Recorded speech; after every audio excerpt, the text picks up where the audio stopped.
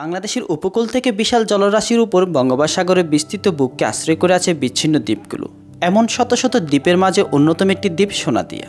সমুদ্র বিলাসীদের এই প্রিয় গন্তব্যে পাড়ি জমাতে চলুন এই দ্বীপ অঞ্চলে ভ্রমণের সকল বিস্তারিত জেনে আসি। বাংলাদেশের জনপ্রিয় পর্যটন স্থান কক্সবাজার থেকে মাত্র 15 কিলোমিটার উত্তর পশ্চিম অবস্থিত মহেশখালী। এই উপজেলা অন্তর্গত কুতুবজম ইউনিয়নের ছোট্ট একটি দ্বীপ সোনাদিয়া। প্রায় 9 বর্গ কিলোমিটার এই দ্বীপটি একটি খালের মাধ্যমে বিচ্ছিন্ন হয়েছে মহেশখালী দ্বীপ থেকে। প্রায় 100 বছর আগে সাগরে জেগে ওঠা এই চরে মানুষের বসতি গড়ে ওঠে। এরই মাঝে এই দ্বীপের সঙ্গে জড়িয়ে আছে বিভিন্ন রোমাঞ্চকর সব ঘটনা।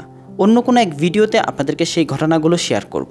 শীতকালে অতিথি পাখিদের আনাগোনা বেড়ে যায় এই দ্বীপে, সেই সাথে পর্যটকদের আনাগোনা শীতকালেই দেখা যায়। এখানে কোনো রিসোর্ট কিংবা কটেজ নেই।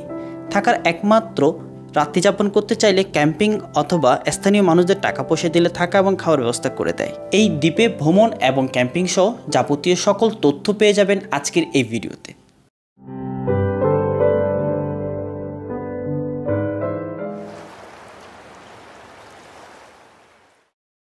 চট্টগ্রাম শহরের দামপাড়া বাস কাউন্টার থেকে 360 টাকায় সৌদিয়া নন এসি রাত 1:30 বাসে করে চলে আসি কক্সবাজার কলাতলি বিচে। ভোর হওয়ার অনেকটা সময় বাকি, আর সেই সময়টা আমরা বিচে বসে সময়টা কাটাই। কক্সবাজার বেড়াতে এসে শালিকে খাওয়া দাওয়া করেনি এমন লোক খুবই কম রয়েছে। সকালের নাস্তায় ছিল মুগ ডাল এবং মিক্স ভেজিটেবল, প্লেন নান এবং মিল্ক টি। আমাদের 345 টাকা বিল আসে। সকালের নাস্তা শেষ করেই জনপ্রতি 20 টাকায় অটো ভাড়ায় কক্সবাজার 6 নং জেডিঘাটে চলে আসি। আর জেডিঘাটে প্রবেশের টিকিট মূল্য 20 টাকা। 6 নং জেডিঘাট থেকে মহেশখালী আপনি স্পিড বোট অথবা বোটে করে যেতে পারেন। বোটে জনপ্রতি ভাড়া পড়বে 30 টাকা, স্পিড বোটের জনপ্রতি ভাড়া পড়বে 90 টাকা।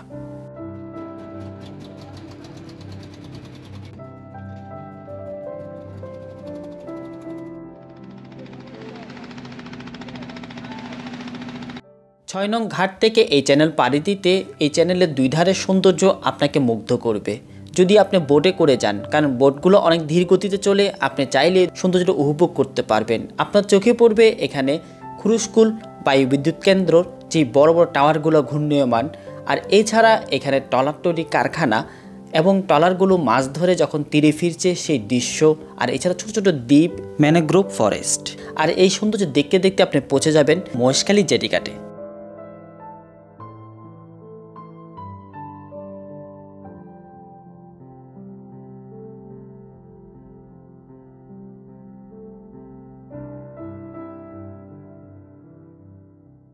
আগুন পান মিষ্টি পান খাবেন, আগুন পান মিষ্টি পান, মহেশখালীর বিখ্যাত মিষ্টি পান, আগুন পান মিষ্টি পান খাবেন, আগুন পান মিষ্টি পান। মহেশখালী জেডিঘাট থেকে এখন আমাদের গন্তব্য ঘটিবাঙ্গা। আর এখানে ঘটিবাঙ্গা প্রতি অটোর ভাড়া পড়বে 250 থেকে 300 টাকা। সব অটো যেতে চায় না, আপনাকে একটু দরদাম করে নিতে হবে। আধা ঘন্টা মতো সময় লেগেছে ঘটিবাঙ্গা আসতে। আর ঘটিবাঙ্গা আসলেই এখানে সৌন্দর্য দেখে যেতে আমাদের দীর্ঘ সময় অপেক্ষা করতে হবে, কেননা এখনও জোয়ার আসার আরও প্রায় 2 ঘন্টা সময় বাকি। চারদিকে মাছ ধরার দৃশ্য এবং গান আড্ডা দিয়ে আমরা সময়টা পার করব। একমাত্র জোয়ারের সময় শুধু একটি মাত্র ট্রলার এখান থেকে ছেড়ে সোনাদিয়া দ্বীপে যায়। মাছগুলো একটু দেখো না। ও কাঁকড়া কাঁকড়া কাঁকড়া কাঁকড়াটি লয়ে লই দেখে। কাঁকড়াটি লয়ে লন, কাঁকড়া খাবো বড়া।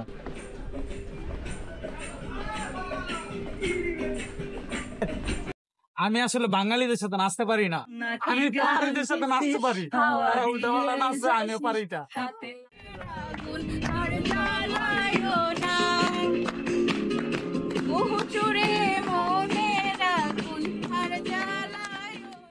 অবশেষে 2 ঘন্টা অপেক্ষার পর আমাদের বোট আসলো, কিন্তু বোটে এসে আরও আধা ঘন্টা আমাদের বসে থাকতে হয় সম্পূর্ণ জোয়ার আসার জন্য। অনাকাঙ্ক্ষিত ঝামেলা এড়াতে জোয়ার ভাটার সময়টা জেনে এমনকি সময়টা ক্যালকুলেশন করে আসাটা অনেকটা জরুরি আপনার জন্য, কেননা একটিমাত্র বোট ঘটিবাঙ্গা থেকে সোনাদিয়া যায়, তাও জোয়ারের সময়।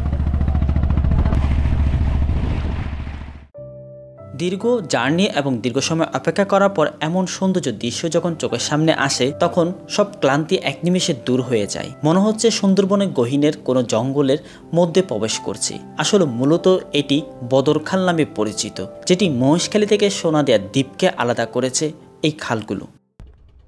আমরা এই মুহূর্তে রয়েছি সোনাদিয়া দ্বীপের পশ্চিম তীরের ঘাটে। এই জায়গায় বেড়াতে আসলে আপনার মাথায় আগে একটা জিনিস সেট করে আসতে হবে, হাঁটু সমান কাদা পানি অথবা কোমর সমান পানিতে আপনাকে নামতে হতে পারে, আর সেভাবে প্রস্তুতি নিয়ে আসবেন।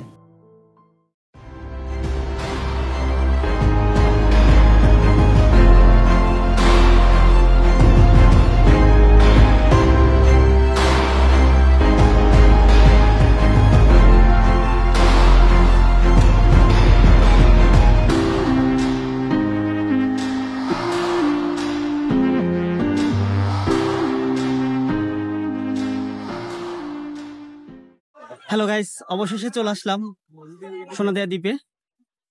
এখানে পর্যটকের সংখ্যা খুবই কম থাকে। আজকে প্রচুর পর্যটক দেখা যাচ্ছে। তার একটি অন্যতম কারণ হলো যে সাজেক বান্দরবনে ভ্রমণের নিষেধাজ্ঞা রয়েছে।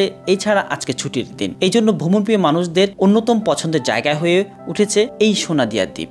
এই ক্যাম্পসাইটগুলোতে আগে থেকে আসার আগে আপনাকে বুকিং করতে হবে। 12 থেকে 1600 টাকার মধ্যে বিভিন্ন প্যাকেজ রয়েছে। আর বুকিংয়ের জন্য আমার ভিডিও ডিসক্রিপশন বক্সে নাম্বার দেওয়া থাকবে। দুপুরে খাবারের মেনুতে ছিল সাদা ভাত, সামুদ্রিক মাছ, আলু ভর্তা আর ডাল। প্রথমে আমরা ক্যাম্পিং সাইটে আমাদের তাঁবুটা বুঝে নিব, তারপর সমুদ্র পাড়ে চলে যাব গা ভিজানোর জন্য।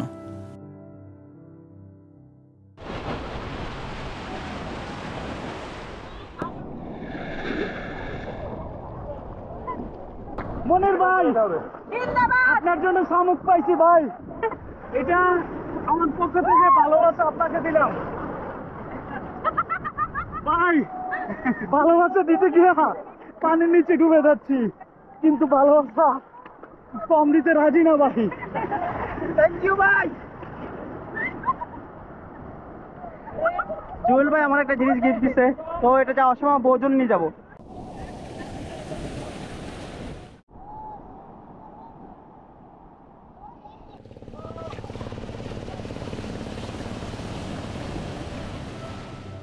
এই ক্যাম্পিং সাইটে দুটো দোকান রয়েছে। সন্ধ্যার পরপরই দোকানগুলো জমে ওঠে। আপনি চাইলে হালকা নাস্তা করতে পারেন।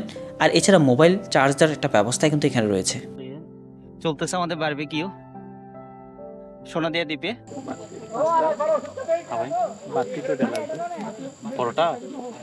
ক্যাম্পিং সাইটে ওনাদের নিজস্ব নিরাপত্তার ব্যবস্থা রয়েছে। রাতের খাওয়া দাওয়া করেই আমরা শুয়ে পড়ব। সকালে দেখা হচ্ছে আপনাদের সাথে। সোনাদিয়া দ্বীপে আজকে আমাদের দ্বিতীয় দিন। এই তো এখন সকাল আমরা ঘুম থেকে উঠলাম। ওঠার পর চারিদিকটা ঘুরে দেখব। দেখার পর আমরা এখান থেকে আবার কক্সবাজার উদ্দেশ্যে ব্যাক করব।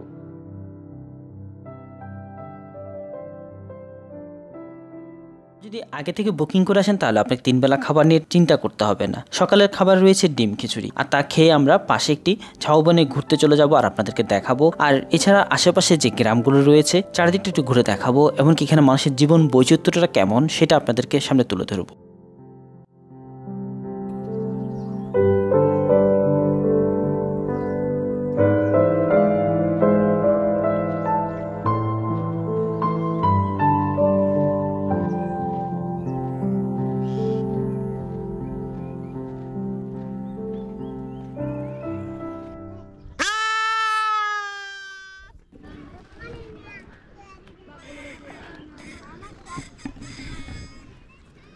হ্যালো গাইস, আমি এখন সোনাদিয়া দ্বীপের মধ্যে ঘুরতেছি।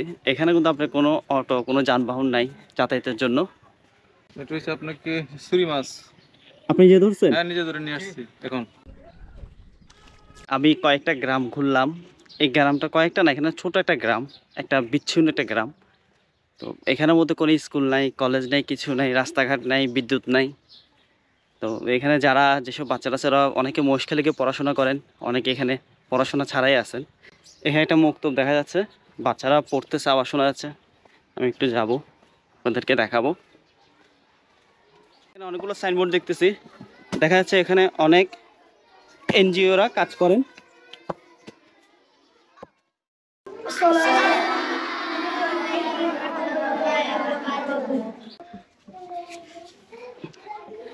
আমি পুরো এলাকাটা ঘুরলাম। পুরো এলাকা ঘুরে কোনো স্কুল পাই নাই, কোনো প্রাইমারি স্কুলও নাই, কিন্তু এখানে একটা মাদ্রাসা দেখতে পেলাম। তো এই ভাই আপনি পরিচালনা করেন মাদ্রাসাটা? জি, এখানে পরিচালনা একটা বড় হুজুর আছে। আপনাদের এখানে স্টুডেন্ট কয়জন আছে? 40 জন আছে প্রায়। আচ্ছা, মানে এখানে আপনার বাইরে এই 10 জন মতো থাকবে। 10 জন মতো থাকে। আবাসিক? আবাসিক। জি জি। তো এই যে মাদ্রাসা দেখতে পাচ্ছেন, এটা একটা আবাসিক মাদ্রাসা। এখানে প্রায় 40 জন স্টুডেন্ট আছে। ওনারা কি শুধু আরবি শিক্ষা দেন না বাংলা? বাংলা নুরানি শিক্ষক আছে। বাংলা নুরানি শিক্ষা এবং কি আরবি শিক্ষাও দেওয়া হয়ে থাকে এখানে। আমি একটু আরেকটু ঘুরে দেখাবো আপনাদের মাদ্রাসাটা। এই মাদ্রাসাগুলো চলে মূলত অনুদানের মাধ্যমে, তাই আমরা যারা ঘুরতে আসি চেষ্টা করব এখানে সহযোগিতা করার।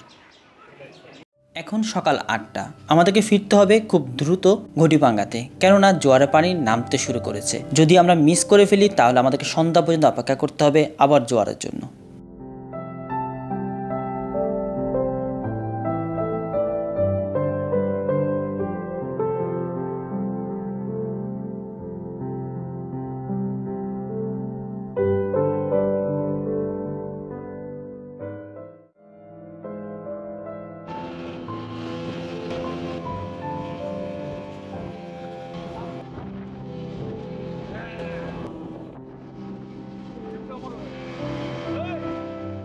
ভিডিওটি কেমন লেগেছে কমেন্ট করে জানাবেন, ভালো লাগলে শেয়ার করবেন। আবার দেখা হচ্ছে অন্য কোনো কন্টেন্ট নিয়ে। সে পর্যন্ত ভালো থাকবেন, সুস্থ থাকবেন। আল্লাহ হাফেজ।